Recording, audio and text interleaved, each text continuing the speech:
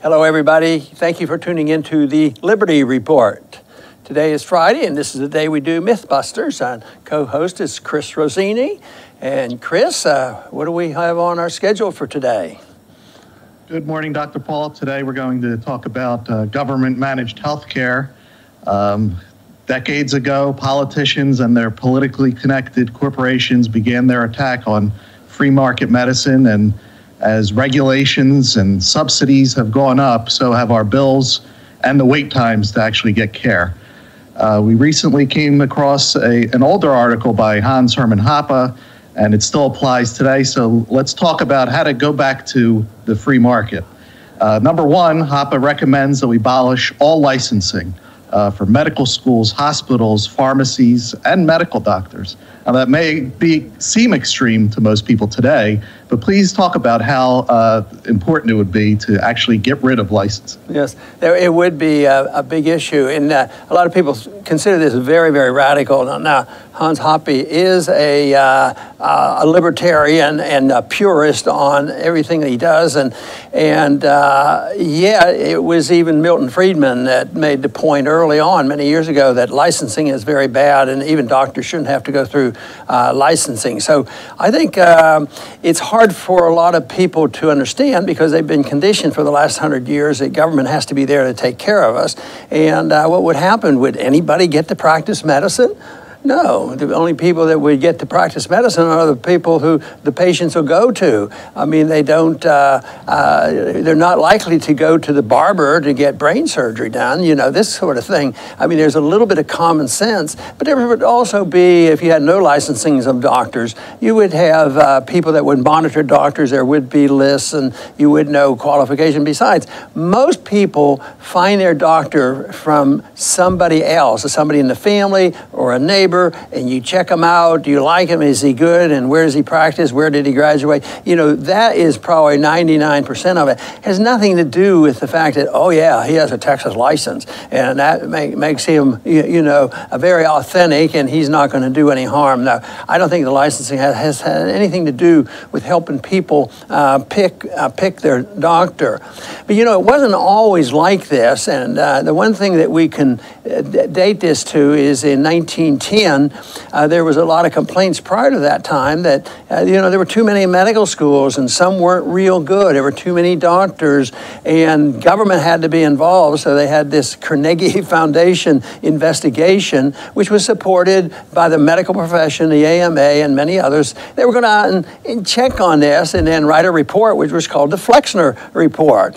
And as a result of that, they cut the number of hospitals in half and cut the doctors in half. You said, well, that must be good. They must have all been very lousy. But it turned out that there was more competition then, even though there weren't a lot of women and minorities in the medical schools. At least they were allowed to compete. They had their own medical schools, and there were women, and they were the ones that got closed down. And that led to the problems that we've had for a long time. But they claim that the main reason you have licensing is to protect the patient, or any kind of licensing. You have to have licensing for real estate brokers so you don't get cheated. Well, you don't have to have a license to know how to sell real estate. It's all protectionism, and the medical profession is guilty of that as well. The doctors are involved, the insurance companies are involved, the drug companies are involved, government do-gooders were involved, and they just believed that you had to have government there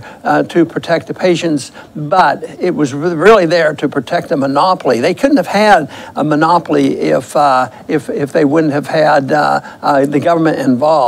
Because at that time, homeopathy was accepted. Natural cures were accepted. And going from homeopathy to allopathy, they went from, you know, more natural cures for medicine to medicine, drugs, and all this. And the one was excluded at the expense of the other. And there should be room for both, is the way I figure. But it isn't surprising that drug companies had something to do with this. And just think of the explosion of the use of drugs in medicine since that. And some have been wonderful and some have been good, but some have not been very helpful. And there's been, a lot of shenanigans going on. And this, of course, has ushered in the age of Obamacare. One time there was a lot more freedom of choice and solutions would come from the free market. And now we ended up with a horrendous problem. And it just seemed to be at an impasse with Obamacare. They can't get rid of it and they don't know what they're going to do with it. What we're talking about here today is approaching this from a pure principle of the free market, which we don't expect to come about real soon. But we should defend it, that it can solve the problem. It has existed before, and people should have more confidence that they can pick a doctor, and there will be people that would help. There would be research groups and people who would guide people into picking hospitals and picking their doctor. But most of the time, people want, I want a stamp of approval from the government. Well, consumer groups can give you a stamp of approval on what's going on just as well as anything that the government does. So people shouldn't be frightened about it, and they can think of it in other terms. I mentioned real estate, but why is it that plumbing and all these organizations, you have to have a license or you can't come in and do the job? Well, you change in washers and things which are minor. Why do you have to have a license to do that? And the major jobs could be sorted out too. So I would think people should really reconsider. There was a time when I thought, we have to have licensing. Of course, I got converted away from that pretty early on. And in medicine, we could survive without licensing. Things would be a lot better. Patients would have more choices, and there would be restraints placed on them by market forces rather than government regulation. Because just look at what we have today. We have as many problems today with physicians doing bad things as we've ever had, and yet we have so many regulations. So people should consider the fact that licensing is totally unnecessary. Yes. The next suggestion for heading back to the free market from HAPA is one that we've actually covered not too long ago with the EpiPen debacle, and that is to abolish the FDA. If you could now talk about how the FDA hinders innovation, increases costs, and actually restricts production of life-saving medicines and devices. Yes, and this has been pretty well proven, and people are starting to come around to realize this, especially since there's been much written about the collusion of the FDA with the drug industry. There's a revolving door. If they're in the FDA, then they get a very good job, with drug industries afterwards. It makes a big difference. If a drug is approved by the FDA, if there's an anticipation of it, and then all of a sudden they didn't do it or they did do it, big bucks are involved. And when governments have that much power, there's a lot of shenanigans that go on. It's not always done with the highest intent, and because it means a lot of money is involved.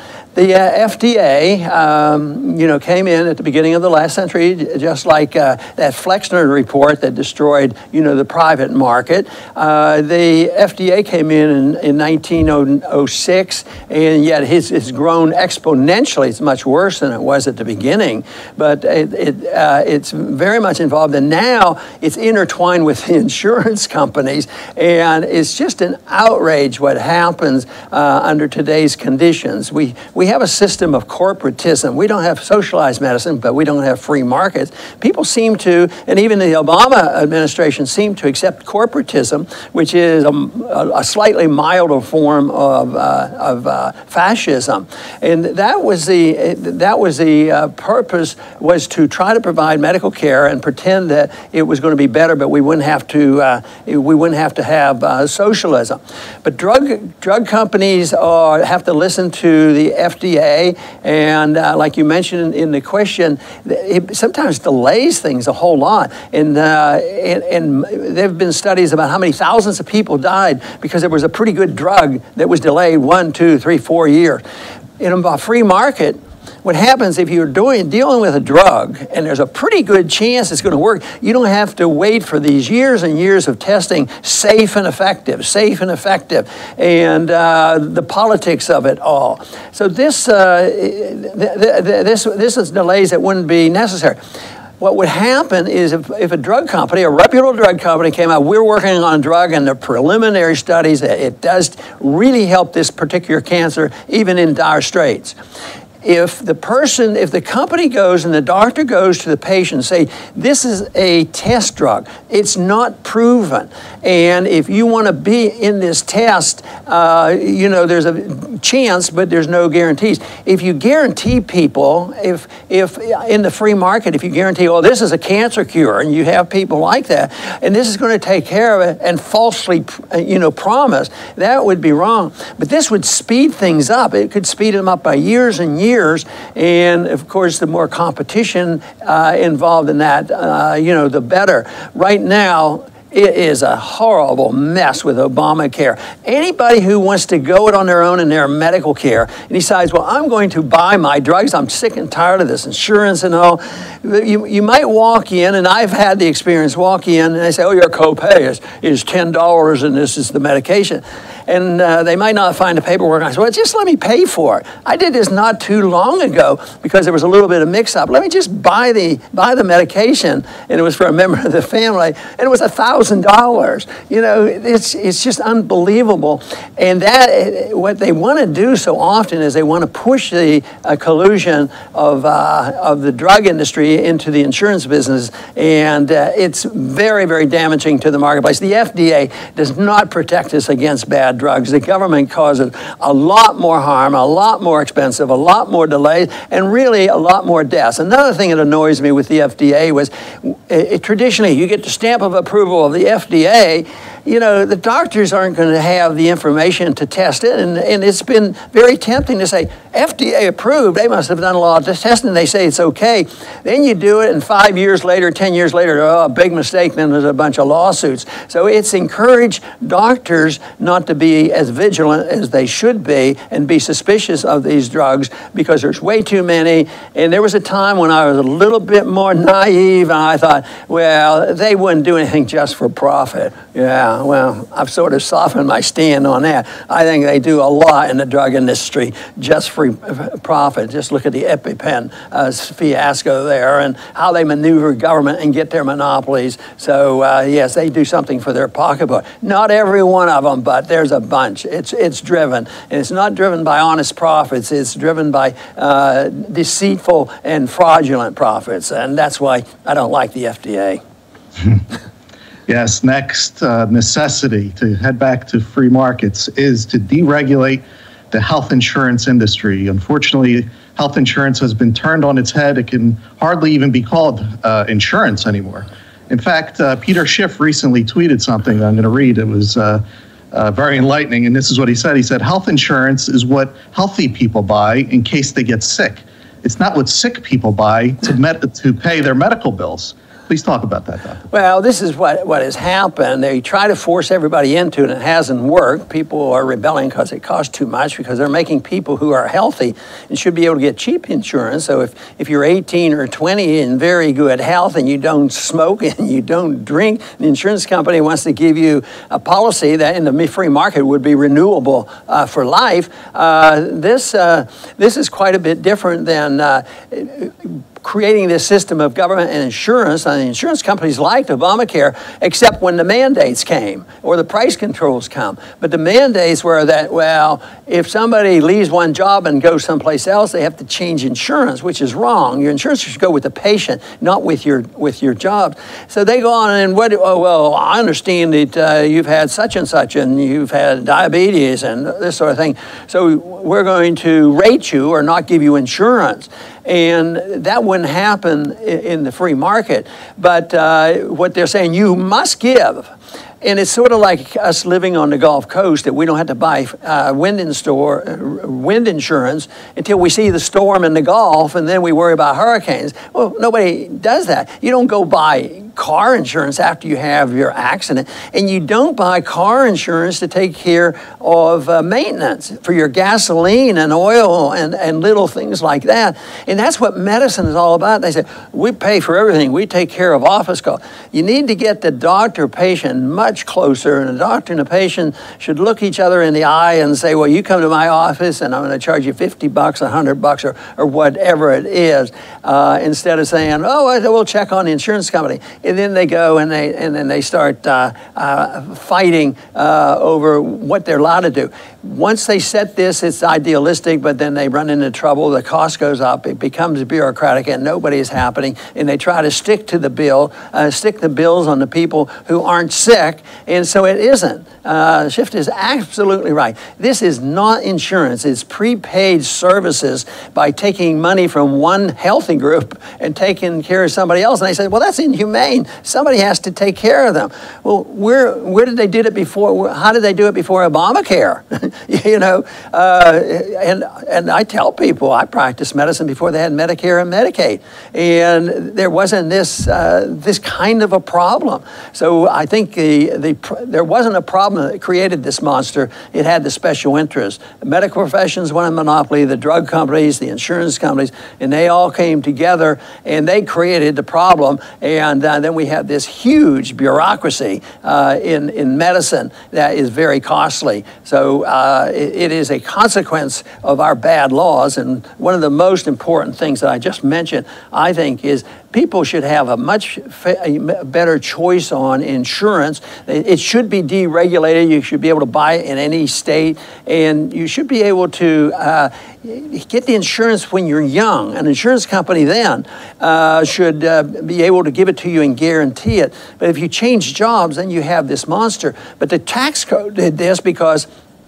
the corporations wanted the deductions, but if you're an independent and you want to do it yourself, no, you don't get the deductions. And even now, you can't even get in if you're not part of the system. Then you can't fit into the insurance programs. So it's until Obama tried to correct it, but he made it much worse by intimidating people, making the wrong people pay, not let the market work, and not let freedom of choice be there. So it's a tragic mess. Unfortunately, even if this knowledge were accepted by the majority of people in Washington, say that's the way you have to move, it's not going to happen, unfortunately, because once you give people services which you come across for the majority of, oh, I didn't have this before and I have it now, we are not going to put up, we have a right to this and we demand that we keep this. Politically, there's not going to be any answer, but I tell you what, it's insolvent. This whole system is insolvent.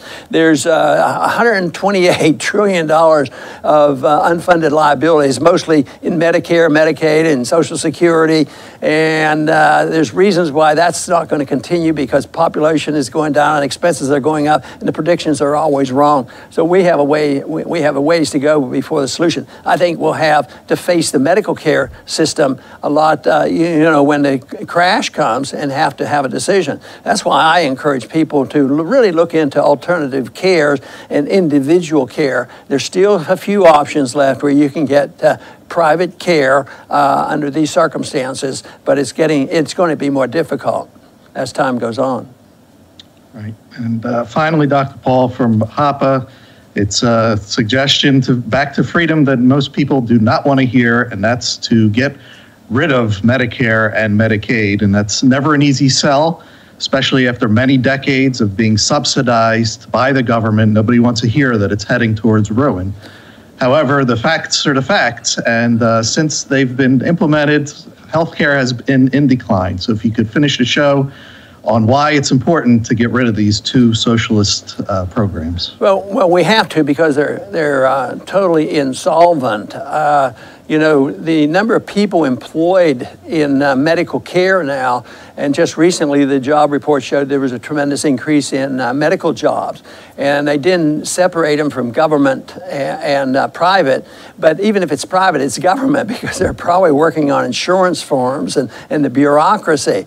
So it's insolvent, they can't provide it, it's bureaucratic, the people are unhappy, they're getting angry, And there will come a time when something will have to be done. So I think that people have to believe and listen to people who can take a position and say, we should have never done this. How about this simple argument, which is so unwelcome?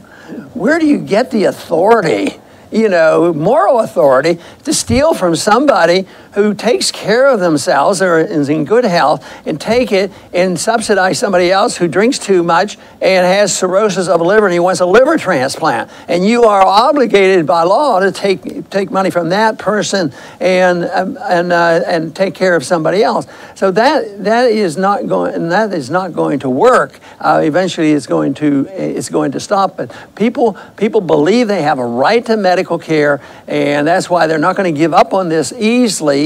And yet most people know, it's bankrupt, it's insolvent. It's how long is it going to last? Nobody knows exactly, because as long as people keep taking our dollars that we just print, I guess we're going to limp along. But quality of medical care is going down, and that is the big thing. The doctor-patient relationship has been destroyed by this. One of the motivations that many of us had for going into medicine was the uniqueness and the excitement of having something very special, a doctor-patient relationship. And this should be, honored and respected, but today there isn't. There's a relationship now between drug companies and insurance companies, and it's sterile, and it's so difficult, and still the number of people getting good care doesn't go up. It actually goes down, and it becomes more bureaucratic. We have a good example of what happens, in medical care, because we do have something that was universally government care, and that was care for the veterans. And everybody that runs for Congress and presidency, even Trump, we have to help the veterans. I even said the same thing. We drag them in, they get injured, and they don't get care. But they're in a system that doesn't work.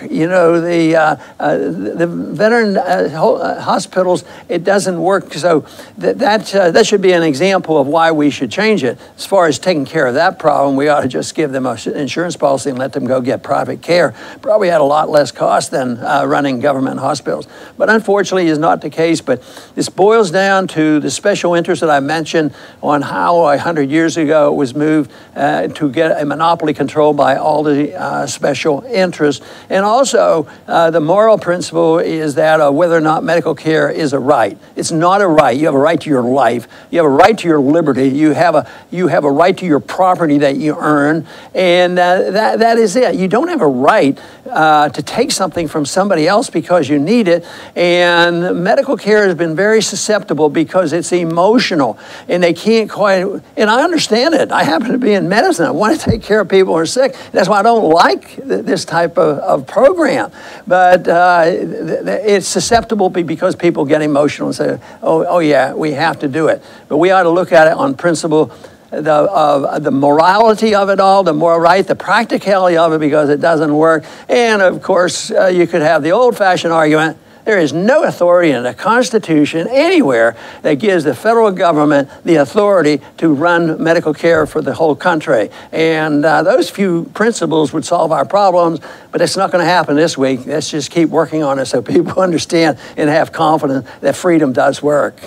I do want to thank everybody for tuning in. And Chris, thank you very much for being with us today. Thanks very much, Dr. Paul. And good. And to the viewing audience, please come back to the Liberty Report soon.